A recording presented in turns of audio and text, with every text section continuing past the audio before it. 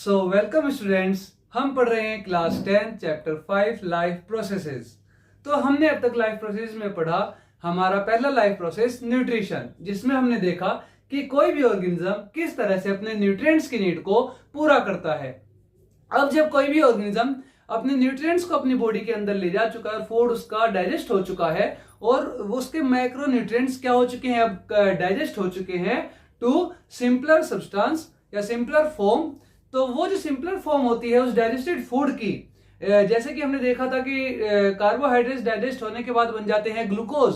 तो वो ग्लूकोज अब जाता है हमारी बॉडी के हर एक सेल तक। किसी भी ऑर्गेनिज्म में, सिर्फ हमारे ही नहीं, किसी भी ऑर्गेनिज्म में जब कोई फूड सब्सटेंस डाइजेस्ट हो जाता है तो वो डाइजेस्टेड फूड उसकी बॉडी के हर एक सेल तक जाता है। उस ऑर्गेनिज्म के हर एक सेल तक जब पहुंच जाता है हमारा कोई food substance, digested food substance, तब उस सेल तक क्या पहुंचती है, ऑक्सीजन पहुंचती है। जो ऑक्सीजन हम इनहेल करते हैं वो ऑक्सीजन पहुंच जाती है हमारी बॉडी के हर एक सेल्स तक। अब हमारी बॉडी के सेल्स क्या करते हैं, या किसी भी बॉडी ऑर्गेनिज्म के सेल्स क्या करते हैं, उस ग्लूकोज को और उस एनर्जी को कंबाइन करके कन्वर्ट कर देते हैं किसमें, एनर्जी में।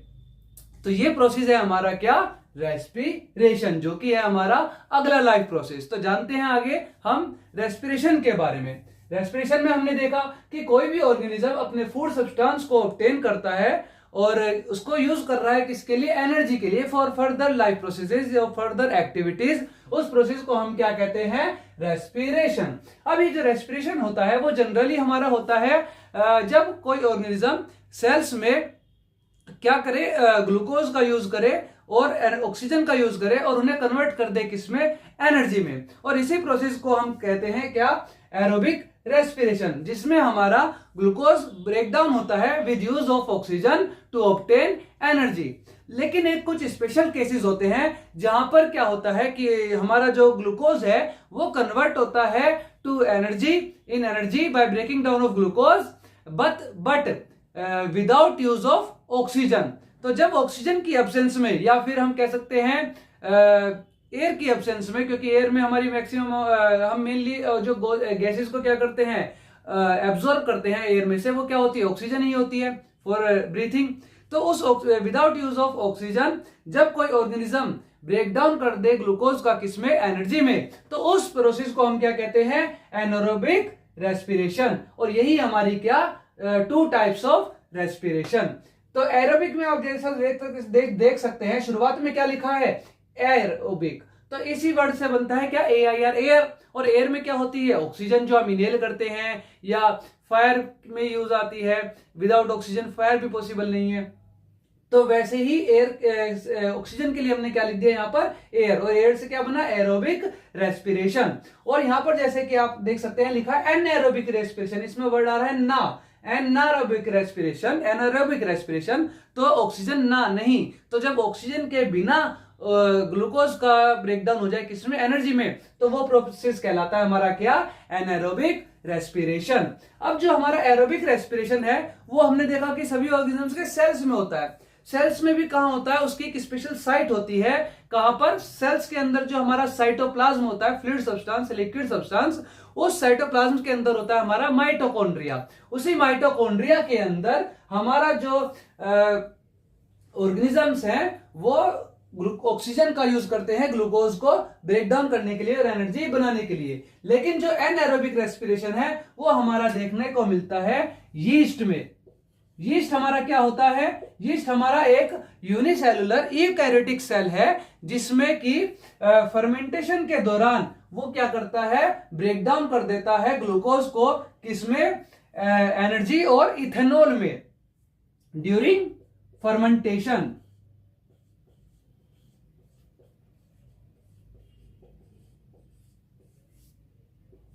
ग्लूकोज किसमें कन्वर्ट हो जाता है हमारा, ग्लूकोज हमारा कन्वर्ट हो जाता है इथेनॉल और एनर्जी में।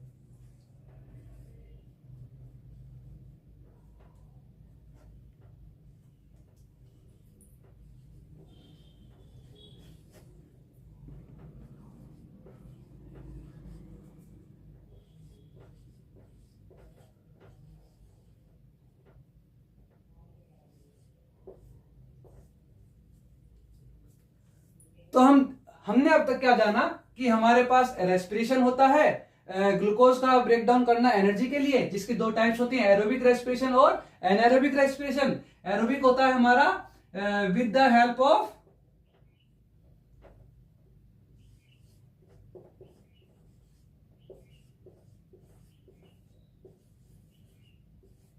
ऑक्सीजन, और जो हमारा एनारोबिक है वो होता है हमारा इन अब्सेंस ऑफ ऑक्सीजन या फिर lack of oxygen. Lack of oxygen मतलब ऑक्सीजन की कमी हो जाना। जब हमारे ऑक्सीजन की कमी हो जाती है और ग्लूकोज कन्वर्ट होता है हमारा किसमें, एनर्जी में, तब भी हम उस प्रोसेस को क्या कहते हैं, एनारोबिक रेस्पिरेशन।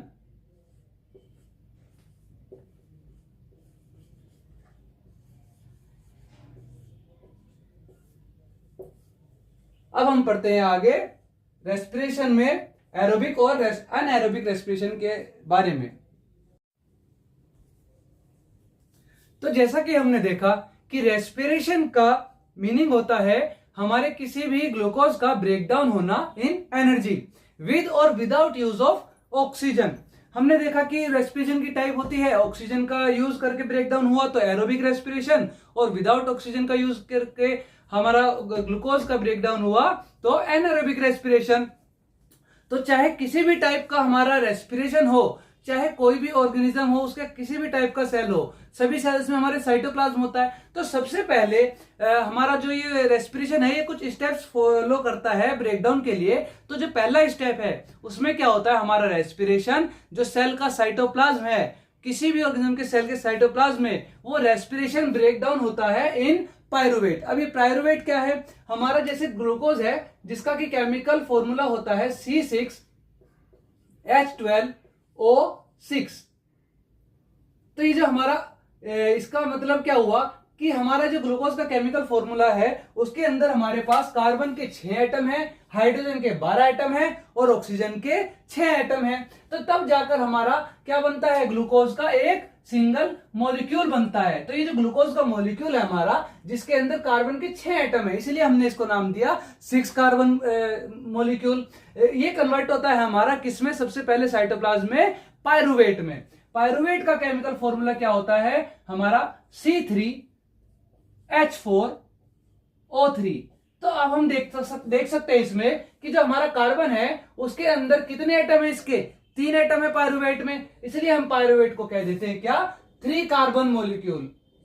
3 कार्बन मॉलिक्यूल, क्योंकि इसके एक मॉलिक्यूल में कार्बन के कितने एटम है, 3 एटम है। तो हमारा किसी भी टाइप का रेस्पिरेशन उसमें क्या होता है, हमारा 6 कार्बन मॉलिक्यूल जो कि है ग्लूकोज जिसमें कार्बन के 6 एटम है, वो हमारा कन्वर्ट हो जाता है किसमें, 3 कार्बन मॉलिक्यूल में जिसका नाम है पायरुवेट। उसके अंदर कार्बन के कितने एटम है, 3 एटम। अब इसके बाद जो हमारा पायरुवेट है वो हमारा ब्रेकडाउन होता है फर्दर एनर्जी में, चाहे वो ऑक्सीजन का यूज करके हो, चाहे वो बिना ऑक्सीजन का यूज करके हो, या फिर ऑक्सीजन की कमी में हो जिसको कहते हैं लैक ऑफ ऑक्सीजन। तो with use of oxygen, without use of oxygen और लैक ऑफ ऑक्सीजन, ये हमारा पायरुवेट फर्दर हमारा ब्रेकडाउन होता है किसमें, एनर्जी में। अब ये जो हमारा पायरुवेट है अगर ये हमारा ऑक्सीजन की प्रेजेंस में होता है तो हम उसे एरोबिकली कह देते हैं रेस्पिरेशन, और अगर अब्सेंस ऑफ ऑक्सीजन या फिर लैक ऑफ ऑक्सीजन में होता है तो हम उसे क्या कह देते हैं, एनारोबिकली रेस्पिरेशन। तो जो हमारा ये एनारोबिक होता है इसमें हमारा एक जो सेकंड पाथ है जो कि मैंने बोला लैक ऑफ ऑक्सीजन, ये कब हमें देखने को मिलता है, हमने प्रेजेंस ऑफ ऑक्सीजन की बात कर ली थी कि जो पायरुवेट है हमारा वो फर्दर सेल के अंदर जो साइटोप्लाज्म में माइटोकॉन्ड्रिया होता है, अब वहां जाकर ये पायरुवेट हमारा डाइजेस्ट होगा और कन्वर्ट होगा किसमें, एनर्जी में। लेकिन जो हमारा एनारोबिक है उसके अंदर जो अब्सेंस ऑफ ऑक्सीजन वाला है वो यीस्ट में होगा ड्यूरिंग फर्मेंटेशन, वो किसमें ब्रेक डाउन हो जाएगा, एनर्जी में, और साथ में क्या बन जाएगा, इथेनॉल बन जाएगा, वो अभी हम आगे देखेंगे। लेकिन जो हमारा एक और तीसरा पाथवे है जो कि एनारोबिक का ही पार्ट है, वो क्या होता है, लैक ऑफ ऑक्सीजन। वो कब हमें देखने को मिलता है, आपने कभी हैवी वर्कआउट किया होगा, जिम गए होंगे, काफी आपने देखा होगा कि आप काफी टाइम से रेस्ट पर हो, लेकिन आपने एकदम से कहीं जाकर जिम में या पार्क में एक हैवी वर्कआउट कर लिया, रनिंग कर ली, या कोई मस्कुलर वर्क लोड ले लिया आपने, तो क्या होता है हमारी मसल्स में, मसल्स का हमारी मसल्स होती है हमारे, तो इन मसल्स में क्या होता है हमारा जो पायरुवेट है वो एनर्जी तो बनाता है, लेकिन वो एनर्जी के साथ साथ लैक्टिक एसिड भी प्रोड्यूस करता है। अब ये हमारा लैक्टिक एसिड क्या होता है, इस लैक्टिक एसिड का जो हमारा ये जो हमारा लैक्टिक है एसिड है, ये भी हमारा क्या है, एक 3 कार्बन मॉलिक्यूल है, जो कि क्या है, ये हमारा क्या है, एक 3 कार्बन मॉलिक्यूल है। अब इसका भी नाम फॉर्मूला क्या पड़ा, केमिकल फॉर्मूला 3 कार्बन मॉलिक्यूल इसका नाम पड़ा। इसका मतलब क्या हुआ कि ये भी, इसके अंदर भी कार्बन के कितने एटम है, 3 एटम है, जिसका केमिकल फॉर्मूला क्या बनता है, C3H6O3। तो ये जो हमारा 3 कार्बन मॉलिक्यूल है जिसका हमने नाम क्या दिया, लैक्टिक एसिड, ये हमारा फॉर्म हो जाता है कब, जब लैक ऑफ ऑक्सीजन में हमारी मसल्स में पायरुवेट कन्वर्ट होता है एनर्जी में, तो साथ में क्या बन जाता है, लैक्टिक एसिड, जो कि 3 कार्बन मॉलिक्यूल, क्योंकि इसके एक मॉलिक्यूल में कार्बन के 3 एटम है। अब ये जो आपने फील किया होगा कि जब ये लैक्टिक एसिड फॉर्म होता है, मतलब जब हम हैवी वर्कलोड कर लेते हैं तो हमारी मसल्स में क्या होता है, पेन होता है। वो पेन किसके कारण है, इसी लैक्टिक एसिड के कारण है। अब हम देखेंगे आगे कि किस तरह से हमारे एरोबिक रेस्पिरेशन और एनाएरोबिक रेस्पिरेशन होता है, और एनाएरोबिक रेस्पिरेशन की दोनों टाइप्स होती हैं। अब जब हमारा रिलीफ ऑफ ये क्रैम्प्स होते हैं, जो हमारे क्रैम्प्स पड़ते हैं, जो कि हमारा क्या है, लैक्टिक एसिड के कारण है, ये धीरे धीरे क्या होता है, समय के साथ साथ रिलीज होता जाता है, और सफिशिएंट अमाउंट ऑफ ऑक्सीजन जब हमारी मसल्स तक पहुंच जाती है, जितनी ऑक्सीजन चाहिए होती है एनर्जी को बनाने के लिए। अच्छा, ये लैक्टिक एसिड बना क्यों, क्योंकि वर्क तो हम कर ही रहे हैं, एनर्जी तो हमें चाहिए, तो हमारे मसल्स या सेल्स एनर्जी तो बनाते ही रहेंगे, लेकिन ऑक्सीजन तो हमारे पास लिमिटेड है, जितनी हम ऑक्सीजन एक बार में ले सकते हैं अंदर, उतनी ही ऑक्सीजन जाएगी हमारी मसल्स तक, तो वो ऑक्सीजन कम पड़ जाती है उस हैवी वर्क के लिए, इसलिए उस दौरान हमारा क्या बन जाता है, लैक्टिक एसिड बन जाता है। तो जब हम वो वर्क करना बंद कर देते हैं, जब लैक्टिक एसिड बन चुका होता है, उसके बाद जब हमारे मसल्स में सफिशिएंट अमाउंट ऑफ ऑक्सीजन पहुंचती है, तो ये ऑक्सीजन क्या कर देती है, उस लैक्टिक एसिड को ब्रेक डाउन कर देती है further to release more energy, और आगे मोर एनर्जी बनाने के लिए, जिससे कि वो लैक्टिक एसिड क्या हो जाता है, ब्रेक डाउन हो जाता है, और हमारी मसल्स का पेन जो है चला जाता है। तो जैसे कि हमने देखा, रेस्पिरेशन जो कि है ग्लूकोज का ब्रेक डाउन होना टू ऑब्टेन एनर्जी। अभी जो हमारा ग्लूकोज बनता है एनर्जी में, रेस्पिरेशन प्रोसेस, ये हमारा कुछ स्टेप्स को फॉलो करते हुए होता है, और इसका हमारा पहला स्टेप हमने देखा कि कोई भी ऑर्गेनिज्म के किसी भी सेल में जो ये हमारा ग्लूकोज है, जिसका केमिकल फॉर्मूला है C6H12O6, और इसी वजह से इसे कहते हैं 6 कार्बन मॉलिक्यूल, क्योंकि इसके पास कार्बन के 6 एटम है। ये किसी भी ऑर्गेनिज्म के किसी भी सेल में, ये सबसे पहले क्या होता है, उस सेल के साइटोप्लाज्म में ब्रेक डाउन होता है, और क्या बन जाता है, पायरुवेट बन जाता है, जिसका केमिकल फॉर्मूला है C3H4O3।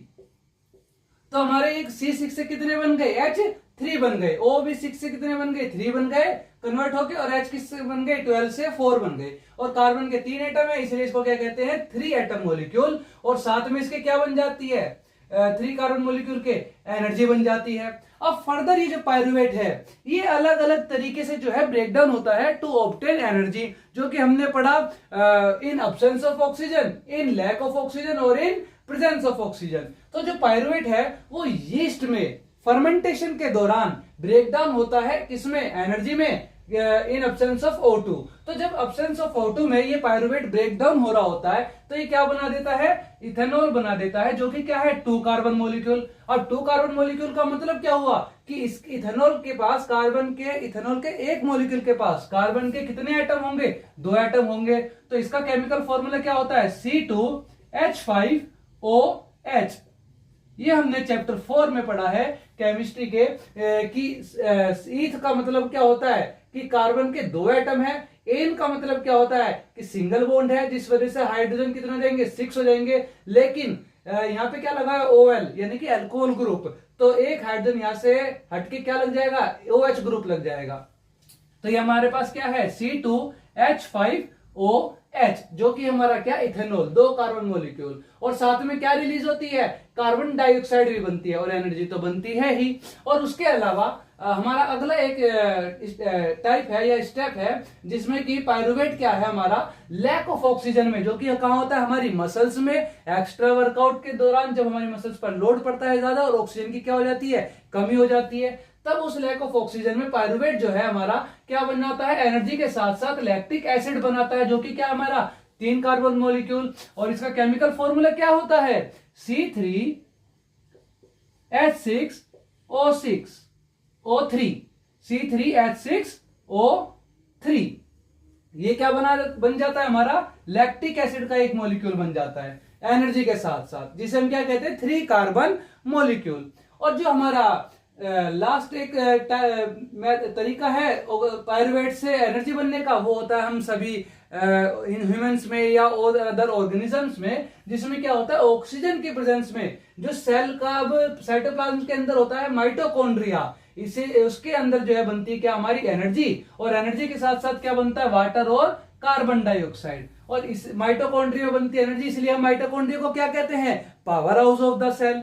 और अच्छा एक चीज नोटिस करो कि यहाँ पर हमारे 3 कार्बन मॉलिक्यूल थे, तो कार्बन के 3 एटम थे, लेकिन हमने क्या देखा है रिएक्शंस में कि रिएक्टेंट और प्रोडक्ट के जो एटम्स है वो क्या होने चाहिए, बराबर होने चाहिए। तो यहाँ पे तो कार्बन के 3 एटम थे, और यहाँ पर रिएक्टेंट में और यहाँ पे प्रोडक्ट में देखो कार्बन के 2 ये रहे और 1 ये रहा, तो 3 हो गए। अब यहाँ पर देखो कार्बन के 3 एटम है रिएक्टेंट में, और प्रोडक्ट में देखो 3 एटम है, तो ये भी बराबर है। लेकिन इसमें देखो कि कार्बन के तो यहाँ पर 3 ही एटम है, लेकिन यहाँ पर कार्बन के कितने एटम है, 1 ही एटम है कार्बन डाइऑक्साइड के एक मॉलिक्यूल में। तो इससे हमें क्या पता चला कि जो पायरुवेट है वो हमारा कार्बन डाइऑक्साइड के कितने मॉलिक्यूल बनाता है, 3 मॉलिक्यूल बनाता है, जिससे हमारे CO2 के कार्बन के कितने एटम हो जाते हैं, 3 एटम हो जाते हैं। तो 3 मॉलिक्यूल ऑफ कार्बन डाइऑक्साइड में कार्बन के कितने एटम हो गए, 3 एटम हो गए। तो ये हमारे क्या, स्टेप्स ऑफ रेस्पिरेशन, जिसमें ग्लूकोज ब्रेकडाउन होता है पायरुवेट में। फर्दर पायरुवेट जो है ब्रेकडाउन हो जाता है किसमें, एनर्जी में, और एनर्जी के साथ साथ यीस्ट में क्या बनता है, CO2 और इथेनॉल। प्रेजेंस में क्या बनता है, एनर्जी के साथ साथ CO2 और वाटर। तो इसमें देखो एनर्जी भी सेम है, CO2 भी सेम है, बस फर्क किसका आ गया कि यीस्ट में क्या बन जाता है, इथेनॉल बन जाता है, और माइटोकॉन्ड्रिया में क्या बन जाता है, वाटर बन जाता है। लेकिन जो लैक ऑफ ऑक्सीजन है वहां एनर्जी के साथ बनता है सिर्फ लैक्टिक एसिड। अभी जो हमारा एनर्जी बनी है, आप एक चीज देखते होंगे कि कोई भी गाड़ी चल रही है, कोई व्हीकल चल रहा है, तो उसको चलाने के लिए क्या चाहिए, पेट्रोल या डीजल या CNG चाहिए। ठीक है, हमारे पंखे या लाइट चल रही है, ये हमें क्या दे रहे हैं, विंड एनर्जी या लाइट एनर्जी दे रहे हैं। तो ये किस से चलते हैं, हमारी इलेक्ट्रिकल एनर्जी जिससे चलते हैं। तो ये क्या है, हमारी अलग अलग फॉर्म्स ऑफ एनर्जी होती है। हर किसी, चाहे कोई भी मशीन हो या कोई और हो, जिसको चलने के लिए अलग अलग फॉर्म ऑफ एनर्जी लगती है। इसी तरीके से ये जो हमारी एनर्जी है, ये भी रेस्पिरेशन में एनर्जी बनने के बाद कन्वर्ट हो जाती है किसमें, एडिनोसिन ट्राइफॉस्फेट में। तो ये जो हमारी एडिनोसिन ट्राइफॉस्फेट है, ये क्या है, हमारी एक फॉर्म ऑफ एनर्जी है, जो कि हमारी बॉडी में स्टोर होती है रेस्पिरेशन होने के बाद। अभी जो हमारी ATP है, जो कि एडिनोसिन ट्राइफॉस्फेट, मतलब फॉस्फेट के 3 एटम, इसके अंदर क्या होता है, इसके एक मॉलिक्यूल में हमारी कितनी एनर्जी होती है, 30.5 किलोजूल पर मोल ऑफ एनर्जी। अच्छा एक चीज और कि जो हमारी प्रेजेंस ऑफ ऑक्सीजन में जो एनर्जी बन रही है, ये हमारी ग्रेटर है किससे, एनएरोबिक रेस्पिरेशन से। मतलब हमारी सबसे ज्यादा एनर्जी जो बन रही है अमाउंट, ये तीनों में सेम नहीं है। जो हमारी प्रेजेंस ऑफ ऑक्सीजन में बन रही है वो सबसे ज्यादा एनर्जी बन रही है। और तो ये क्या हमारी एरोबिक रेस्पिरेशन, और ये दोनों क्या हमारी एब्सेंस ऑफ ऑक्सीजन और लैक ऑफ ऑक्सीजन, ये दोनों है एनएरोबिक रेस्पिरेशन। तो जो एरोबिक रेस्पिरेशन है उसके अंदर एनएरोबिक रेस्पिरेशन से ज्यादा एनर्जी बनती है। फिर उसके बाद वापिस आते हैं हम कहा, ATP पर। अब ये जो ATP है हमारा, जिसके एक मॉलिक्यूल में 30.5 किलोजूल पर मोल एनर्जी बनती है, ये बनती है कैसे, सबसे पहले क्या होता है, जो हमारी एनर्जी रिलीज हुई है रेस्पिरेशन के दौरान, ये क्या बनाती है, ये ATP कैसे बनाती है, जो हमारा बॉडी में होता है एडिनोसिन डाइफॉस्फेट। डाइफॉस्फेट मतलब 2, डाई का मतलब क्या होता है 2। उसके अंदर जो हमारा ये इनऑर्गेनिक फॉस्फेट होता है, ये एनर्जी प्रेजेंस में ADP के साथ कनेक्ट हो जाता है, जुड़ जाता है, और क्या बना लेता है, ADP से एटीपी बना लेता है, मतलब एडिनोसिन डाइफॉस्फेट से बन जाता है हमारा एडिनोसिन ट्राइफॉस्फेट। तो ये क्या है हमारा प्रोसेस ऑफ रेस्पिरेशन, जो कि क्या हमारा एक टाइप ऑफ या एक लाइफ प्रोसेस है हमारा। Okay, thank you class.